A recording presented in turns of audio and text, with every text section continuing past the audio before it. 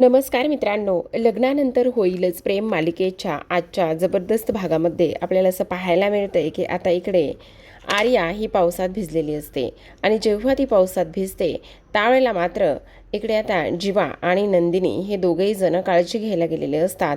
पण जीवाने स्पेशल काळजी घेतल्यामुळे नंदिनीला धक्का बसतो. सोबतच दुसऱ्या बाजूला रम्याने आता इकडे काव्याच्या बाळाचं खूप मोठं कटकारस्थान केलेलं आहे. बाळाचा फोटो भिंतीवरून खाली पडला त्यामुळे काव्या तर इमोशनल होतेच आहे, पण तेवढ्यात रम्या तिला म्हणत असते, आता बाळ भिंतीवरून खाली पडले म्हणजे फोटो खाली पडलाय, उद्या बाळ जर पडलं तर, असा बोलूनच आता इकडे ती काव्याच्या बाळाच्या बाबतीत खूपच मोठं काहीतरी कटकारस्थान करताना आपल्याला पाहायला दिसणार आहे. हेच आपल्याला आजच्या रिव्ह्यूमध्ये पाहायचं आहे, त्यामुळे हा व्हिडिओ शेवटपर्यंत पहा. तर आता प्रेक्षकांनो, इथे आपण मालिकेमध्ये पाहतोय सुरुवातीला काव्याना इकडे नंदिनीला म्हणत असते की जीवा तुझ्याबरोबर नीट वागतोय ना, त्याचं काय चाललेलं आहे. दुसरीकडे पार्थने सरळ सरळ विषाला हात घालत जीवाचं आणि आर्याचं तुम्हा दोघांचं नेमकं काय चाललंय ह्या गोष्टीबद्दल थेट प्रश्न विचारलेला असतो. तेव्हा तो म्हणत असतो, असं काय बोलतोयस, काय चाललंय म्हणजे तू काल घरी नव्हतास, काल तू नंदिनीसोबत खोटं बोललायस आणि मूव्हीला गेला आहेस. तेव्हा तो म्हणत असतो, नाही असं काही नाही आहे. तर इकडे दुसऱ्या बाजूला आता काव्या म्हणत असते, ताई मी तुला थेटच विचारते, जीवावर लक्ष ठेवायला हवं, जीवाचं आणि आर्याचं काहीतरी चाललं आहे. आता इकडे मात्र काव्या म्हणत असते, हो ताई मी बरोबर बोलते, पार्थने आणि आम्ही दोघांनी सुद्धा इथे पाहिलं आहे. त्यावर नंदिनी म्हणत असते, काव्या प्लीज, आता हा विषय वेगळीकडेच दुसरीकडेच भरकटत चालला आहे, मला ह्याबद्दल काहीच बोलायचं नाही, असं सुद्धा आता इथे ती बोलत असते. त्यावेळेला काव्या म्हणत असते, ताई मला तुझी मनस्थिती कळती, पण प्लीज मी काय म्हणते ना ते एकदा तू समजून घे. तर दुसरीकडे आता इकडे जीवा म्हणत असतो, अरे असं काय करतोयस दादा. पार्थ म्हणत असतो, असं काय करतोयस म्हणजे त्या बंद पडलेल्या थिएटरमध्ये तू मूव्ही बघायला गेला होतास का. जीवा म्हणत असतो, अरे दादा एवढंच का, अरे बरं झालं तू आठवण करून दिलीस. तुला एक गोष्ट सांगू का दादा, तू बोलतोयस ना ते अगदी बरोबर आहे. ते थिएटर रिनोव्हेशनचं काम सुरू आहे ही गोष्ट मात्र मला तिथे गेल्यावर समजली.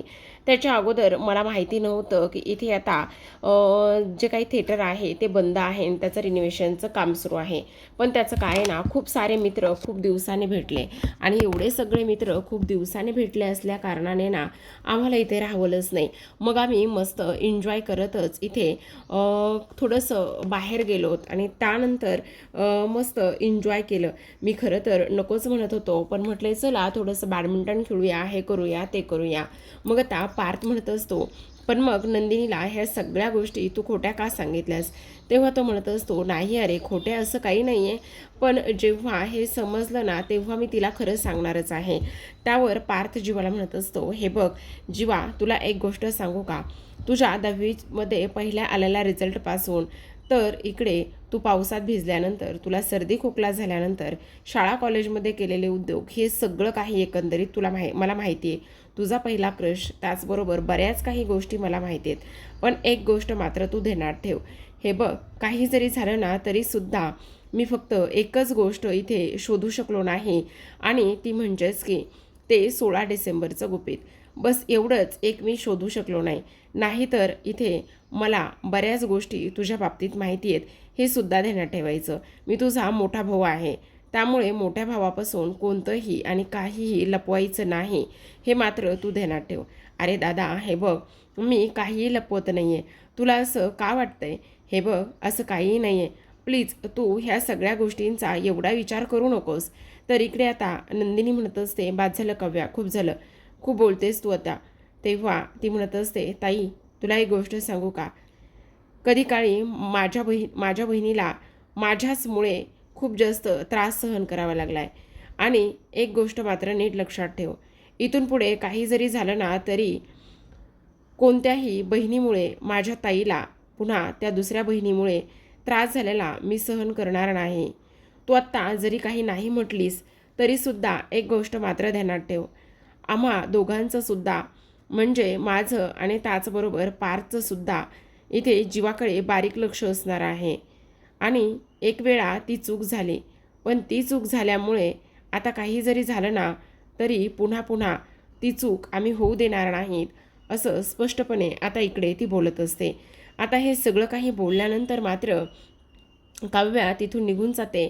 पण नंदिनी मात्र खूप जास्त इमोशनल झालेली असते. नंदिनीला समजत नाही आता नेमकं काय करावं आणि काय नाही ते. दुसरीकडे आता जीवा म्हणत असतो, दादा तू किती विचार करतोयस? हे बघ असं काही नाही आहे. एवढ्या ह्या सगळ्या गोष्टींचा विचार करण्यासारखं काहीच नाही झालं आहे दादा, प्लीज. आणि हे बघ तू माझ्यावर अविश्वास दाखवतोयस. पण आणखी एक गोष्ट सांगतोय जीवा तुला मी. हे बघ जर तू असं काही करत असलास, नंदिनीला जर फसवत असलास, तर गाठ माझ्याशी आहे. येते का तुझ्या ध्यानामध्ये? ही गोष्ट मात्र तू कायम लक्षात ठेव. असं स्पष्टपणे आता इकडे तो त्याला सांगत असतो. आणि तेव्हा मात्र जीवा म्हणत असतो, दादा तुझ्या ह्या छोट्यावर विश्वास नाही आहे का? हे बघ मी जे काही करतो, जे काही आहे ते सगळं नंदिनीला माहिती आहे. नंदिनीपासून मी कोणत्याही गोष्टी कधीच लपवल्या नाहीत किंवा कधी लपवूनसुद्धा ठेवणार नाही. ही गोष्ट मात्र तेवढीच जास्त महत्त्वाची आहे, असं सुद्धा आता इकडे तो स्पष्टपणे बोलत असतो. आता हे सर्व काही बोलल्यानंतर मात्र इथे आता पार्थ म्हणत असतो, ठीक आहे तू जरी नाही सांगणार तरीसुद्धा काव्या आणि त्याचबरोबर आम्ही दोघांनीसुद्धा इथे हे सगळं शोधण्याचा पूर्णतः निर्णय घेतला आहे, असं सुद्धा आता इकडे तो बोलत असतो. तर इकडे आता लगेचच जीवा म्हणत असतो, काय करू? ह्या सगळ्या झालेल्या गोष्टी नंदिनीला सांगू का? इकडे नंदिनीसुद्धा आता विचारात हरवलेली असते आणि तीसुद्धा म्हणत असते, हे सगळं मी जीवाला सांगून टाकते. म्हणून तीसुद्धा त्याचा फोन लावत असते. आता दोघेजण एकमेकांना फोन लावत असल्यामुळे दोघांचाही फोन एंगेज येत असतो. इकडे जीवा म्हणत असतो, नंदिनी फोनवर बोलत आहे, फोन लागत नाही आहे. तर इकडे नंदिनीसुद्धा म्हणत आहे की जीवाचा फोन बिझी आहे. ह्या सगळ्या गोष्टी सांगितलेल्या बरं, असं इकडे ती बोलत असते.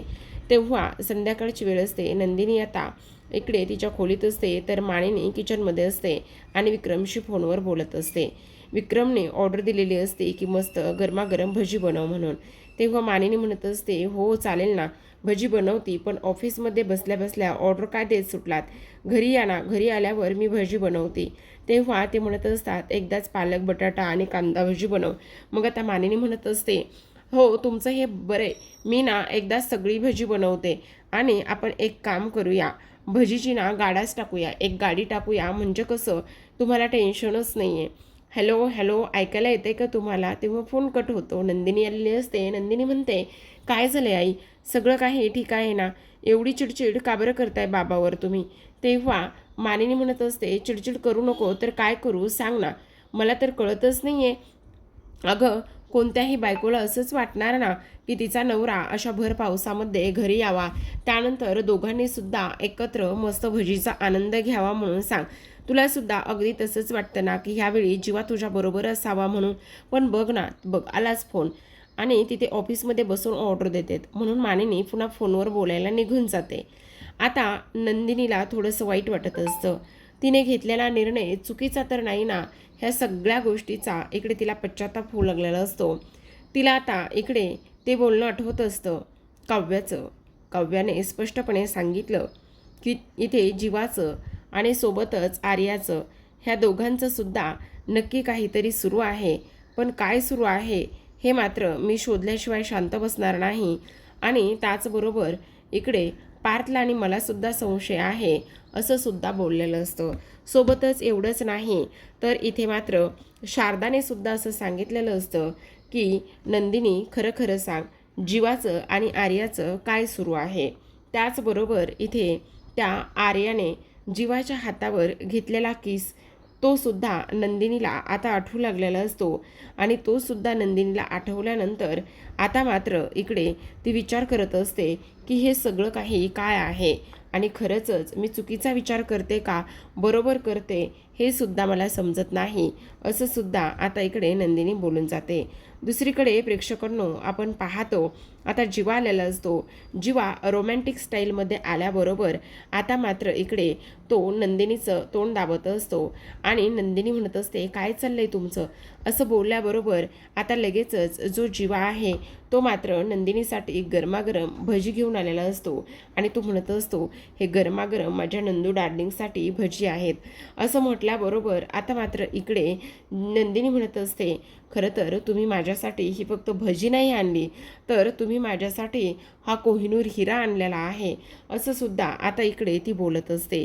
आता हे सगळं काही बोलल्यानंतर आपण पाहतो की इकडे नंदिनी मात्र लाजलेली असते. तेव्हा जीवा म्हणत असतो, नंदिनी मला तुला काहीतरी महत्त्वाचं सांगायचं आहे. आणि त्याच वेळेला इकडे आता तो सुद्धा म्हणत असतो, हो मला सुद्धा तुला काहीतरी महत्त्वाचं सांगायचं आहे. पण कोणाबद्दल? इथे पार्थ आणि काव्याबद्दल फार महत्त्वाची गोष्ट मला तुला सांगायची, असं इकडे जीवा स्पष्टपणे बोलत असतो. तेव्हा नंदिनी सुद्धा म्हणत असते, हो जीवा अगदी बरोबर बोलताय तुम्ही, मला सुद्धा इकडे तुम्हाला फार महत्त्वाची गोष्ट सांगायची आहे, असं म्हणून आता दोघेही जण इकडे म्हणत असतात. ते तर सगळं काही खरंय, पण नंदिनी तुला सांगू का, हे गरमागरम भजी आणलीत, ती भजी खाल्ल्याशिवाय आपण कुठेच जाणार नाही आहोत. तेव्हा मात्र इकडे ती म्हणत असते, माझ्या नवऱ्याने माझ्यासाठी भजी आणलीत ना, मग नवऱ्याला एक भजा, असं म्हणून आता तो स्वतःच्या तोंडात भजी पकडतो आणि नंदिनीला खायला लावत असतो. दुसरीकडे आपण पाहतो पार्थ आणि काव्या हे दोघेही जण आता पावसामध्ये भिजून आलेले असतात. जेव्हा पावसामध्ये भिजून येतात त्यावेळेला मात्र इथे आता खूप जास्त जोराचा पाऊस असतो आणि त्यानंतर काव्यासुद्धा पूर्ण भिजलेली असते. मग आता पार्थ म्हणत असतो, काव्या काही म्हणा पण हे मात्र तुमचं खूपच चांगलं आहे. म्हणजे स्वतःला पावसात भिजायचं असेल तर मग म्हणायचं, मी पडले बाहेर या पटकन, मलासुद्धा बोलावून घ्यायचं आणि त्यानंतर मलासुद्धा तुम्ही स्वतःबरोबर इथे पावसात भिजायला लावायचं. हे मात्र जरा अतिच होतंय असं वाटत नाही का? तेव्हा काव्या म्हणत असते, देशमुख. तेव्हा पार्थ म्हणत असतो, आली आता कोण आली देशमुख, असं काय करताय? तेवढ्यातच आता पार्थ म्हणत असतो, कारण शिंक आली शिंक, असं म्हणून तो लगेच शिंकत असतो. आता काव्या म्हणत असते, काय चाललंय देशमुख हे तुमचं? तेव्हा लगेच आता इकडे ती त्याची ओढणीने केस इथे कोरडे करून देण्याचा प्रयत्न करत असते. तेवढ्यातच मानिनी तिथे येते. मानिनी आल्याबरोबर म्हणत असते, काय चाललंय हे तुम्हा दोघांचं सुद्धा? किती हे सगळं पाणी केलं आहे आणि काय रे पार्थ, इकडे तू पावसात भिजून आलायस? तेवढ्यातच काव्याचं डोकं पारच्या डोक्याला लागतं आणि त्यानंतर पुन्हा एकदा ते दोघेही जण एकमेकांच्या डोक्याला डोकं लावून मारून घेण्याचा प्रयत्न करत असतात. मग आता डोक्याला डोकं मारून घेण्याचा प्रयत्न करत असताना इकडे तो म्हणत असतो, नाही शिंग येतील, नाहीतर पुन्हा एकदा असंच होईल बरं का. मानिनी ओरडून बोलत असते आणि म्हणत असते, अरे काय चाललंय तुमचं हे दोघांचं सुद्धा? अरे वेडे आहात का तुम्ही? एवढे मोठे असून सुद्धा पावसात भिजलाय आणि त्याचबरोबर इकडे अशा पद्धतीने कोण वागतं मला काहीच कळत नाहीये. तेव्हा पार्थ म्हणत असतो, ते काय झालं ना, काय झालं रे ठोंब्या, छत्री घेऊन जाता येत नाहीये का? आणि छत्री अगं छत्री काव्यामुळे ना हवेत उडून गेली. छत्री काव्यामुळे हवेत उडून गेली, मग गाडीसुद्धा काव्यामुळे हवेत उडून गेली का? तेव्हा पार्थ म्हणत असतो, नाही गाडी नाही उडाली, गाडी नाही उडाली, छत्री उडाली फक्त, असं म्हणून काव्या हसायला लागलेली असते. मानिनी म्हणत असते, काय हे पार्थ, अरे ती पोटुशी आहे. काव्या बाळा पटकनचा केस कोरडे करून घे, नाहीतर तुला आणि बाळाला सर्दी होईल. तेव्हा लगेच आता पार्थ म्हणत असतो, हे बरं हां आई तुझं, म्हणजे ती म्हणणं अक्षरशः बरोबर तुला लागू होते. म्हणजे आपलं ते कार्ट आणि लोकाचं ते बाबू, बरोबर की नाही? तेव्हा मानिनी म्हणत असते, गप्प बस मेल्या, एवढं पावसामध्ये भिजायला कोणी सांगितलं होतं? काय गरज होती एवढं पावसामध्ये भिजायची? आला मोठा शहाणा, असं म्हटल्याबरोबर आता मात्र इकडे लगेचच हा जो काही पार्थ आहे तो म्हणत असतो, बघितलं माझी आईसुद्धा आता माझी राहिलीच नाही आहे. मग आता मानिनी म्हणत असते, तू गप्प बस बरं का, नाहीतर अजून 2 थोबाडीत देईल तुझ्या, असं म्हणून मानिनी पुन्हा एकदा त्याला मारत असते. दुसरीकडे आपण पाहतो की आता इकडे मानिनी आलेली असते आणि मानिनी म्हणत असते, बाई भजीचा वास कुठून येतोय? काय काय चाललंय काय हे? तेवढ्यातच हे दोघंही जण ह्या पोजमध्ये असतात आणि मानिनी आल्याबरोबर हे पटकन बाजूला होतात. नंदिनी मात्र थोडीशी आता इकडे घाबरल्यागत करत असते. मानिनी म्हणत असते, काय रे ए ए मेल्या, भजी घेऊन आलायस तू? अरे तो एवढा नेता मोठा, तो सांगतो बाहेरचं खायचं नाहीये म्हणून, आणि तरीसुद्धा त्यांना सहकार्य करायचं सोडून तू चक्क बाहेरून भजी घेऊन आलेला आहेस. काय म्हणायचं काय तुम्हाला? अरे किती भेसळ असते, किती काय असतं, गरज काय आणायची होती भजी? अरे खायचीच होती तर घरी बनवली असती ना भजी. आई आई प्लीज, हे बघा, काय ग नंदिनी, मला एक गोष्ट सांग, तुला भजी खावीशी वाटली होती तर मी मगाशी बनवणार होते ना, मग त्याला बाहेरून आणायला सांगायची काय गरज होती? तेव्हा जीवा म्हणत असतो, अगं आई जरा श्वास घेशील का? हे बघ, नंदिनीने नाही सांगितलं मला भजी आणायला. अगं आता थंड पावसाचं वातावरण आहे ना, त्यामुळे रस्त्यानं येताना बघितलं तर छान भजी दिसली म्हणून फक्त मी ती भजी घेतली, याच्या पलीकडे काहीच नाही. काय एवढी चिडचिड आणि काय एवढा राग त्रागा करतेस ग आई? तेव्हा मात्र नंदिनी म्हणत असते, जाऊ जाऊ द्या ना जीवा. मानिनी मात्र रागातच तिथून निघून जाते. तेव्हा लगेच आता इकडे मानिनी म्हणत असते, आता एक काम करूया, सगळेजण एक एक भजी खाऊयात, म्हणजे एकटी नंदिनी खायला नको. मग आता मानिनीने एक भजा उचलून घेतलेला असतो, नंदिनीला एक खायला सांगितलेला असतो. तर इकडे मात्र जीवा म्हणत असतो, माझा तर ऑलरेडी एक खाऊन झालेला आहे. तर आता इकडे नंदिनी म्हणत असते, जेव्हा मला तुमच्याशी थोडंसं खूप महत्त्वाच्या विषयावर बोलायचं आहे. काव्याला ना आपल्या वागण्याबद्दल थोडासा संशय आला आहे असं ती बोलत असते. तर जीवा म्हणत असतो, सेम दादालासुद्धा आपल्या वागण्यावर संशय आलेला आहे. दादासुद्धा मला आर्याबद्दल विचारत होता. तेव्हा नंदिनी म्हणत असते, ह्या सगळ्या गोष्टींचा काहीतरी विचार आपल्याला करावा लागेल. आणि जीवा, आता मी सुद्धा इथून पुढे बाहेरचं खाणार नाही आहे असंच ठरवलं आहे. त्यावेळेला जीवा म्हणत असतो, तू सुद्धा खाणार नाही म्हणजे आणखी नेमकं कोण खाणार नाही आहे आणि तू का खाणार नाही आहे?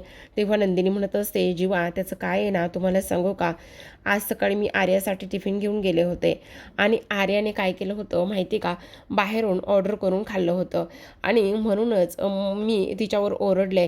आणि मला एक गोष्ट सांगा, जर आपण तिला बाहेरचं खाण्यासाठी इकडे थांबवू शकतो तर ती सुरुवात मुळात आपणच केली पाहिजे ना. आपणच इथे सुरुवातीला नाही खाल्लं पाहिजे. त्यामुळे मी ह्या सगळ्या गोष्टींचा त्याग करणार आहे असं नंदिनी स्पष्टपणे सांगत असते. आता इकडे मात्र पार्थ म्हणत असतो, काव्या तुमचं झालं ना, गिझर मला सुद्धा ऑन करा बरं का, म्हणजे मी सुद्धा इकडे लगेचच थोडंसं गरम पाणी घेईल असं तो बोलत असतो. तेवढ्यातच आता इकडे पारचे केस ओले असतात. मग रम्या आलेली असते आणि रम्या पारचे केस पुसून देण्याचं काम करत असते. तेवढ्यातच पार्थ म्हणत असतो, वा वा वा, फिसकारलेली मांजर, आज मात्र फारच जास्त प्रेम उतू चाललंय फिसकारलेल्या मांजरीचं. खूप गोड वाटतंय बरं का. असं वाटतं की तुम्ही जर माझे केस पुसून देणार असाल ना, तर मग मात्र मी रोजच अशा पद्धतीने पावसामध्ये भिजून येऊ शकतो असं सुद्धा आता इकडे तो बोलत असतो. दुसऱ्या बाजूला आपण पाहतो, आता इथे जीवा आणि नंदिनी हे दोघेही जण विचार करत असतात की काव्या आणि पार्थ ह्या दोघांच्या मनामध्ये आलेला संशय लवकरात लवकर कसा दूर करायचा आणि ह्या सगळ्या गोष्टी लवकरात लवकर कशा थांबवायच्या असा दोघेही जण विचार करू लागलेला असतात. तेवढ्यातच आता इथे मात्र जीवा म्हणत असतो, नंदिनी तू अजिबात विचार करू नको, सगळं काही व्यवस्थित आणि सगळं काही ठीक होणार आहे. तेवढ्यातच आता इथे हे सगळं काही बोलणं सुरू असताना आर्याचा फोन जीवाला आलेला असतो आणि जीवाला आल्याबरोबर इकडे आर्या जीवाला म्हणत असते, हे जीवा तू काय करतोयस, कुठे आहेस? तेव्हा जीवा म्हणत असतो, आहे घरी, बोल ना, काय झालं? अरे काही नाही, आज ना तू टिफिन घेऊन येऊ नकोस. टिफिन घेऊन येऊ नको म्हणजे नेमकं काय झालेलं आहे? त्यावेळेला इकडे ती म्हणत असते, नाही नाही त्याचं काय ना, आज ना मला काही फारशी भूक नाही आहे आणि त्यामुळे, आणि मी नंदिनीला सुद्धा कॉल करण्याचा खूप प्रयत्न करत होते, पण नंदिनी माझा मात्र फोनच उचलत नाही, तिलासुद्धा ही गोष्ट सांग. तेव्हा तो म्हणत असतो, नंदिनी तुझा फोन उचलत नाही, अच्छा असं आहे का, बरोबर ठीक आहे. तेव्हा नंदिनी बाजूला उभी असते आणि त्याला खानाखुणा करून सांगत असते की तिला सांगा की तिने फोन चार्जिंगला लावला आहे असं म्हणत असते. बरं ठीक आहे चालेल. आणि तेवढ्यातच आता विजांचा कडकडाट आणि पाऊस सुरू झालेला असतो. मग आता जोरातच ती ओरडते आणि लगेचच म्हणत असते, बापरे काय मस्त असा पाऊस आलेला आहे, मी आत्ताच्या आत्ता जाते आणि पावसामध्ये भिजते. तेव्हा तो तिला आवाज देऊन म्हणत असतो, अगं काय करतेस, अशा पद्धतीने पावसामध्ये भिजू नकोस, थांब जरा, नको जाऊ पावसामध्ये भिजायला, असं इकडे तो बोलत असतो. पण आर्या मात्र तोपर्यंत ऐकत नाही. मग आता इकडे जीवा म्हणत असतो, ही मुलगी ना कधी ऐकेल काही कळत नाही, गेली लगेचच पावसामध्ये भिजायला, काय बोलायचं हिला आता. तेव्हा नंदिनी म्हणत असते, तुम्ही जाता का प्लीज तिच्याकडे. तेव्हा जीवा म्हणत असतो, नंदिनी एक मिनटं, आपण दोघेही जाणार आहोत आणि मला एक गोष्ट सांग, तू तिचे फोन उचलत नाही आहेस आणि तिकडे पण यायला नको म्हणतेस, काय झालेलं आहे, भांडण झालंय का तिच्यासोबत, काय ती पण विचारत होते. चल चल पटकन, मी पटकन फ्रेश होऊन येतो, आवरून लगेचच आपण दोघेही जण तिच्याकडे जाऊया, असं स्पष्टपणे जीवा नंदिनीला सांगत असतो. नंदिनी मात्र पुन्हा एकदा त्याच विचारामध्ये हरवलेली असते की आता मात्र इकडे आर्यासमोर जायचं की नाही. तर आता प्रेक्षकांनो, आजच्या भागात एवढंच. उद्याचा भाग पाहायचं असेल तर नक्की चॅनलला सबस्क्राईब करा. उद्याचा भागसुद्धा तेवढ्याच कमालीचा असणार आहे बरं का, कारण इथे आता आर्या पूर्ण पावसामध्ये भिजून आलेली असते आणि जेव्हा पावसामध्ये भिजून आलेली असते त्यावेळेला मात्र इथे जीवा तिचे ओले झालेले केस हे स्वतःच्या हाताने कोरडे करून देत असतो आणि जेव्हा तो कोरडे करून केस देत असतो त्यावेळेला मात्र इकडे नंदिनीसुद्धा तिचे केस कोरडे करण्यासाठी टॉवेल घेऊन आलेली असते. पण जेव्हा ती टॉवेल घेऊन येते त्यावेळेला मात्र ऑलरेडीच जीवा तिचे कोरडे केस करून देत असतो. आता हे सगळं काही पाहिल्यानंतर नंदिनीला मात्र फारच मोठा धक्का बसतो की जीवा मात्र इकडे हिचे केस कोरडे करून देत आहे म्हणून. तिच्या हातातला असलेला टॉवेल तो तसाच खाली गळून पडतो. तेव्हा आर्यासुद्धा नंदिनीकडे पाहते आणि त्यानंतर जीवासुद्धा नंदिनीकडे पाहतच असतो. आता नंदिनीला हा कसा मनवेल, काय होईल हे पाहणं फार इंटरेस्टिंग आहे. तर आता प्रेक्षकांनो, एवढंच नाही तर दुसऱ्या बाजूला ना इकडे रम्याने हे जे काही केले ना, त्यानंतर काव्याने तिची बहुतेक हकलपट्टी केली.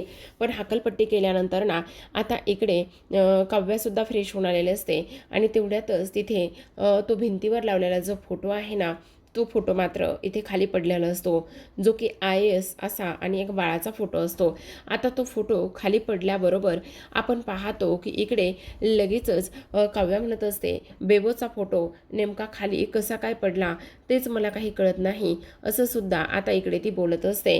आणि त्यानंतर पार्थ म्हणत असतो, इट्स ओके काव्या, एवढं टेन्शन कशाला घेताय, हे बघा जरा काळजी करू नका, असं सुद्धा आता इकडे ती बोलत असते. पण तो फोटो हातामध्ये घेऊन काव्याला मात्र तो जवळ घेत असतो, मिठीत घेत असतो आणि ह्या दोघांचंही हे सगळं काही रम्या इथे पाहतच असते. आणि जेव्हा रम्या पाहत असते त्यावेळेला रम्या म्हणत असते, आत्ता फक्त भिंतीवरचा फोटो खाली पडला आहे, उद्या पुढे जाऊन जे पोटामध्ये बाळ आहे तेच जर खाली पडलं तर मग काय होणार आहे, असं सुद्धा आता इकडे रम्या म्हणत असते. तर प्रेक्षकांनो, पाहत राहा लग्नानंतर होईलच प्रेम. भेटूयात पुन्हा एका अशाच आणि इंटरेस्टिंग अशा रिव्ह्यू सोबत.